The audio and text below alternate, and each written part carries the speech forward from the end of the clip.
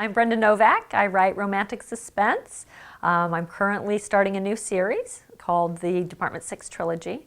Department 6 is a private security company that is established in Los Angeles, and what's kind of fun about it is it's made up of retired special forces or cops or private investigators, and it's people who work in the private sector, so they can bend the rules a little bit, so you get a little bit of a renegade aspect to these books.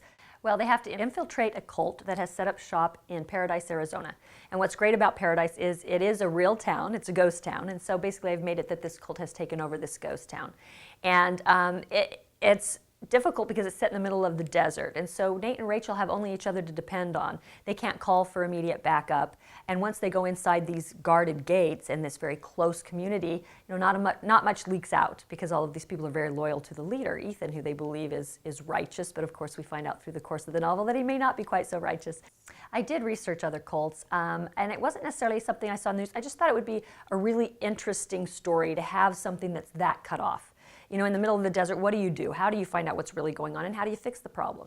After White Heat, we have the second book in the trilogy, which is called Body Heat, and this one is set in a fictional town called Border Town, which is loosely based on Douglas, Arizona. And the research for this book was just fascinating to learn about the border problem that we have. It's not about that, but what you have is a sheriff in a small town who is trying to take care of a terrible situation. There's somebody who's shooting illegal aliens as they attempt to cross and letting them rot in the desert. And so she's sort of out of her investigative league because the way she got her job is somewhat political, and yet she's so desperate to prove herself.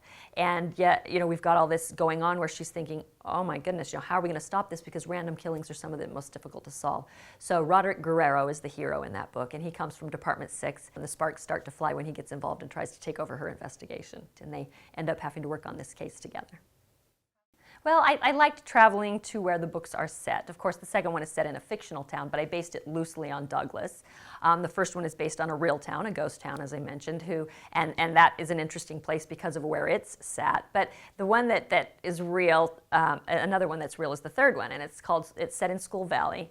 And I was invited to come speak to a chapter, an RWA chapter in Prescott, and I was brought in after dark, and they said that, would I mind being put up with one of the members, and it saves the chapter some money, and of course I don't mind that. They're very nice people. But what was kind of interesting about it is coming into this very desolate desert area at dark. You're driven out in this car, you don't really know where you are, and when I got onto the property, they were putting me up in a guest house. And so once I get in the guest house, I am not even sure where I'm at in relation to the real house.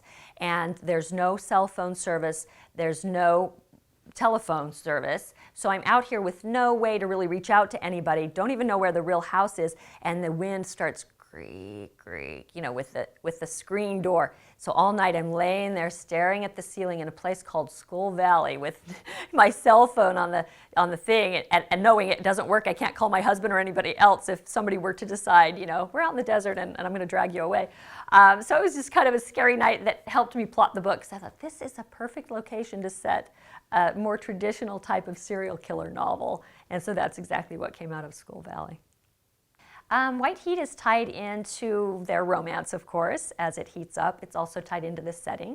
The book is set in Arizona, which is somewhat of a metaphor for what's going on in the cult. It's the parched earth and how it's so desolate is how some of these people's souls feel, and that's why they are turning to religion, the wrong kind of water, if you will, for sustenance and emotional uplift. And so it's sort of, White Heat plays into both the setting and the sort of intensity of the suspense as well as the romance.